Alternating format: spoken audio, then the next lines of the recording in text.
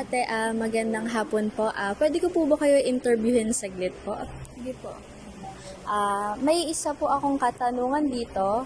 Ang tanong ko po ay, bakit naging pangunahing pambansang bayani si Jose Rizal at sino ang naghirang sa kanya bilang pambansang bayani ng Pilipinas?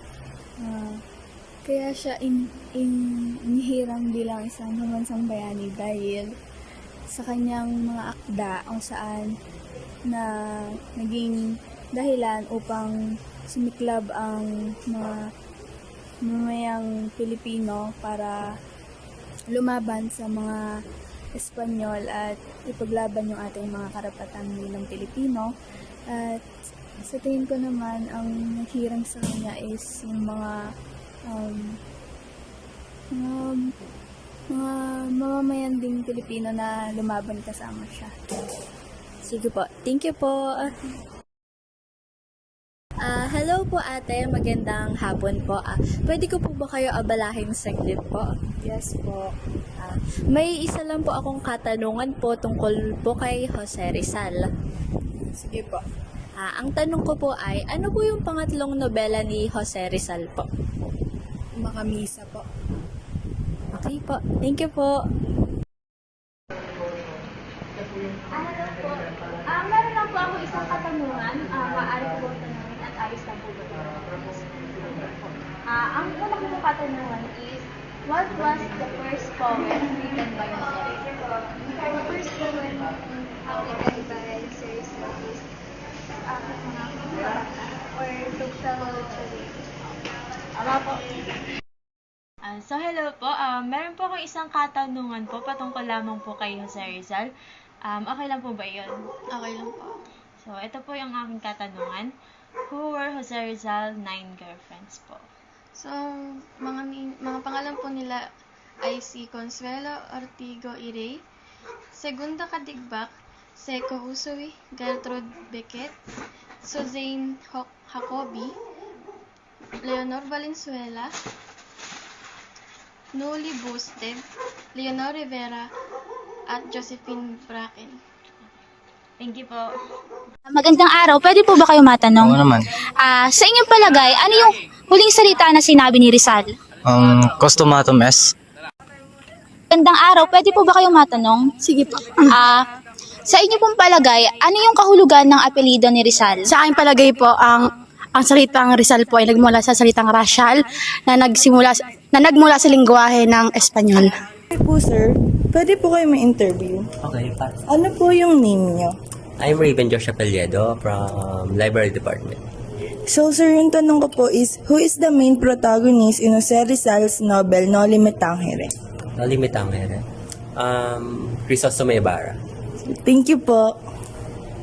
Excuse me po, pwede po kayo ma-interview? Pwede po. Ano po yung name nyo? Gusto na sa Senegal po. So yung tanong po is, who is the so-called Rizal's best friend? Si Ferdinand Blumentritt po. Thank you po. Hello po kuya, pwede ko po ba kayong ma-interview tungkol po sa talambuhay po ng ating nag-iisang bayani na si Dr. Jose Rizal? Sige. Ang tanong po is, bakit po pinag-aaralan natin ang mga sulat, gawa ni Dr. Jose Rizal? Siguro para sa akin, kasi siya yung pambansang bayani natin. Kaya kailangan pag-aralan, parang nakakalimutan ng mga kabataan. Yung mga nagawa niya dito sa bansa natin, sa independence ng bansa natin, tsaka yung mga sinulat niya.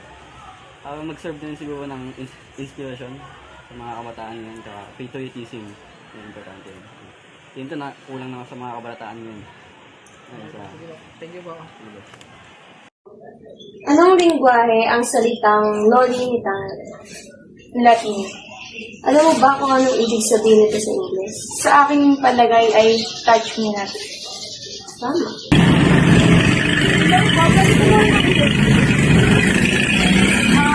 When and where was Rizal executed? December 30, 1892, nababot tayo. Name po, Ruby Ann. Ito po yung question ko. First is, what was the first poem written by Jose Rizal? sa aking mga kabata. Second question po. What branch of medicine was mastered by Rizal? Ophthalmology. Thank you. Narito po ang aking mga kasagutan patungkol kay Rizal. Una, as a student, what do you want to emulate from Rizal? What do you think was Rizal's best quality beside being clever as a student? What other possible good examples of Rizal can you emulate and why? Bilang isang estudyante, nais ko pong tularan kay Rizal ang kanyang sipag at tiyaga sa pag-aaral. Bukod sa pagiging matalino, ang pinakamagandang katangian niya ay ang kanyang malasakit at pagmamahal sa bayan. Maaari ko ring tularan ang kanyang disiplina, tapang sa pagpapahayag ng katotohanan at ang kanyang pagiging makatao. Ang mga halimbawang ito ay mahalaga dahil nagtuturo ito ng tamang asal, pagmamahal sa kapwa, at pagiging responsable bilang mamamayan.